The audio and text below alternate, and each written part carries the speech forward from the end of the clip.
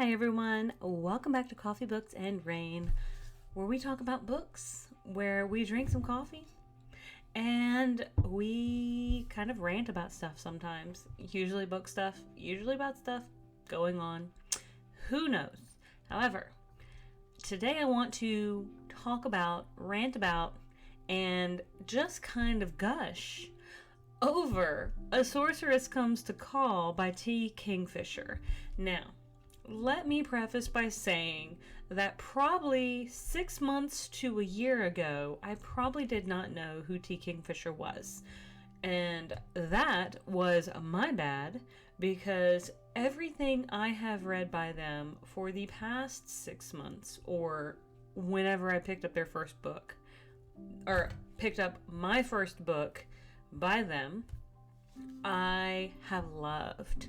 I love the tone of voice they use. I love the imagery they use. They are the type of writer that, for me, hits all the right spots. Now, that is to say, that is my cup of tea. That does not have to be everyone's cup of tea, and that is okay. I know no two people read the same book. No two people read the same sentence. We can all read the same sentence and get something different out of it. Me, with my master's degree in literature, have learned that quite significantly, that no two people will read the same thing, ever. And that is why we have discussion, that is why we have dialogue, and that is why we have conversations, is because we all try to discuss the things that we get from reading, because I don't get the same things you get, and you don't get the same things I get, so that's why I'm here, to try to tell you what I get. I may not be able to convey everything, but I try to convey as much as I can, with the hopes that it's enough to maybe convince you to go out there and explore it yourself. If not, that's okay.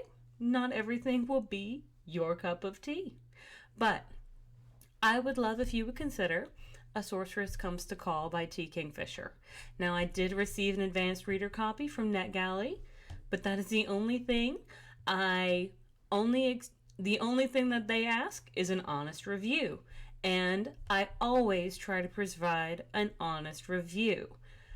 Again, now, I only come on this channel if I'm willing to give it at least 4 stars or more.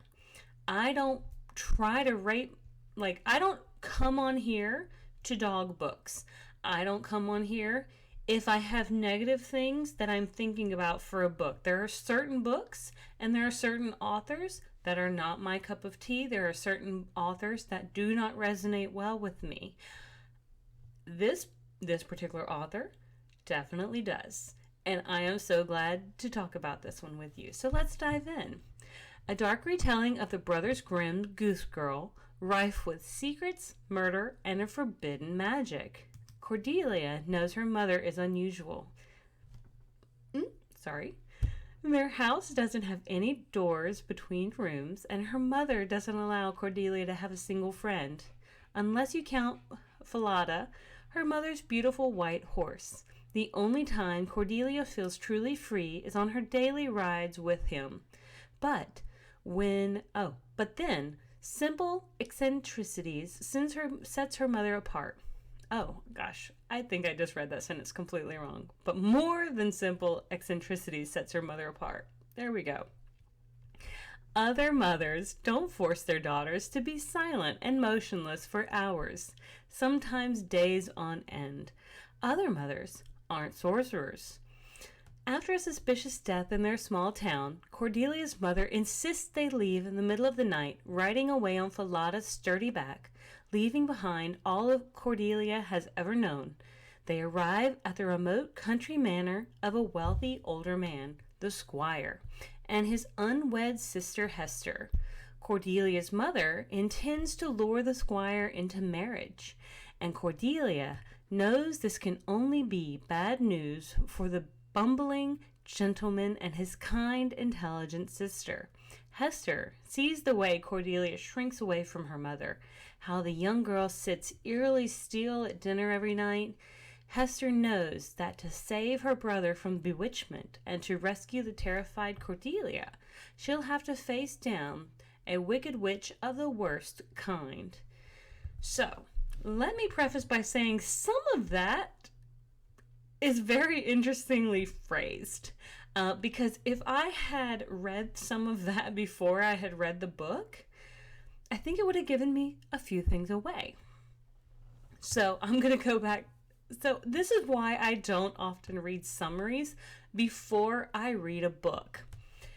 We walk into the situation where Cordelia and her mother are at church, and Cordelia is sitting eerily still, and she cannot move a muscle, and like a fly lands on her, and she is unable to swat it away. And at the end of church, she stands robotically and walks out of the church. And once they reach their home, then her mother releases this enchantment, which her Cordelia calls obedience, I believe. And pretty much then she can finally kind of like breathe. She can finally actually like roll her shoulders or even like shrug. She can finally do all those little twitchy motions that we do when we're sitting still in a pew, or gosh, just like anytime you're sitting still for long periods of time, you know, those small little motions of movement that she was unable to do for hours. And we come to learn very quickly that her mother has had her under an enchantment this entire time because her mom didn't want her to, I guess, seem unladylike during this church service. Didn't want her to seem, I guess, awkward or anything of that nature. And so her mother seems to do this very frequently to her, which is sad because Cordelia is about 16 or 17 years old as this book opens. And we do kind of get this, it's considered a dark retelling of the Brothers Grimm, Goose Girl. But, so Goose Girl, if I remember the story correctly, and I could probably Google it and I'm just going to wing it, so bear with me. But if I remember correctly, Goose Girl, she switches place with someone of a higher status, such as a princess, I believe. And she pretends that she is this princess, even though she is this goose girl. She is this maybe more of a lower status individual. And she walks around pretty much like this princess with her head in the clouds, while the princess is more relegated to the goose girl, like to the lower class, like trying to convince people that she is the princess. Well, ultimately, in the Brothers Grimm, because of course no Brothers Grimm story truly ends in a happy manner, the table is reversed. The princess regains her title, and the Goose Girl is done away with in the way most people are in Brother Grimm's fashions. So I didn't truly see a ton of that through the theming of this book. However, and that's why I caveat, however, Hester, the squire's sister, used to keep gooses, or geese. Geese. She used to be a keeper of geese.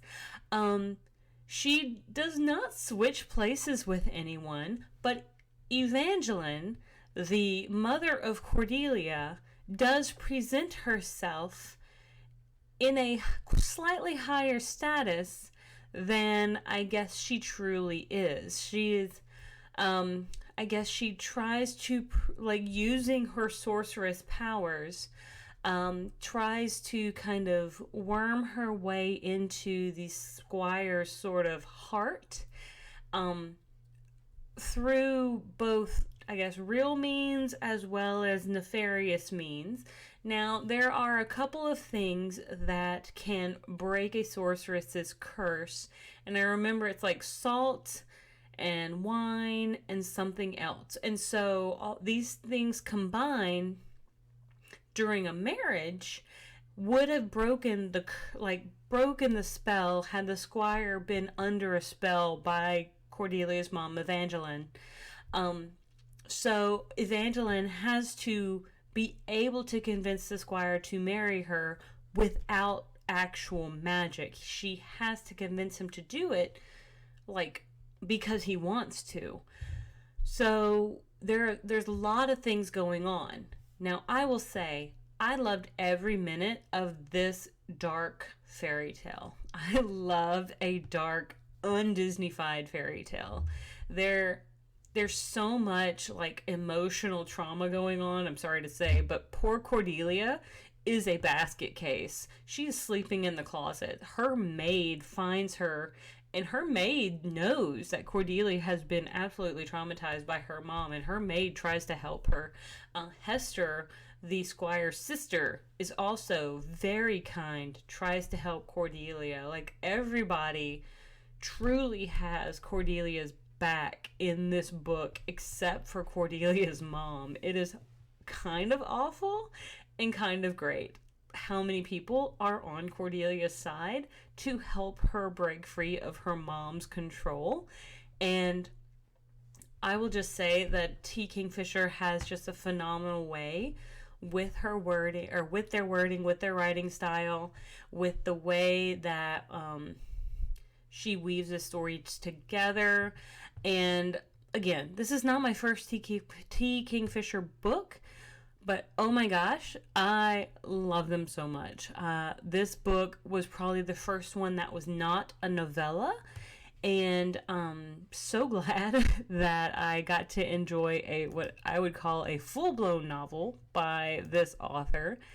So according to Goodreads, this T. Kingfisher has 47 books, or at least writing credits, and the ones that I know I've read are Thornhedge, as well as What Moves the Dead. I think I have it over here. Oh no, yeah, What Moves the Dead. That's the one I have. So that's the other one that I've read. Now, I think I've done a review on that. I think there is an episode for What Moves the Dead. I think What Feasts at Night is the prequel to that, and Thornhedge is absolutely adorable. Also dark fairy tale for that one as well. But oh my goodness, if you guys like dark fairy tales, please give it a chance. Please. It's so hard to put it in words how much I really did enjoy this book. Now, it is traumatic. If a mother being that physically, both physically and emotionally aggressive to their child, if that's a trigger for you, then maybe this is not right for you, because this mother uses their child like they are a piece of leverage, like they are just a piece of property. And it is so very sad, and it's so very emotionally damaging. I cannot, I love the way this book ends because of so many things, but I hated how we had to get there just for Cordelia's sake. So I'm just going to kind of put that out there like that, because I'm trying to not have to say, I guess, the wrong buzzwords that YouTube doesn't like so much. So I will say I'm not the only person on Goodreads who really likes this book. This book gets 4.35 stars as of presently. It does release August 6th, so I'm going to try to release this episode right around that particular date. I had the audiobook version as well as the physical copy, and I listened to the audiobook version, and when I got the chance, I flipped over just like through the book pages. I thought maybe there might be some illustrations, so kind of wondering if there might be some illustrations, but both the cover, the hardback cover from Titan Books is really pretty with the keyhole and like the keys and such. Very fairy tale vibe-ish. So that might be the cover that I put here. Although there is a Tor Books edition that's also available as well. That looks like the Macmillan audiobook version. So we'll see which one I find first to throw up here on my little screen as we talk about it. But anyway, thank you so much for tuning in. Thank you for liking. I would say, so this one is listed under horror and retelling.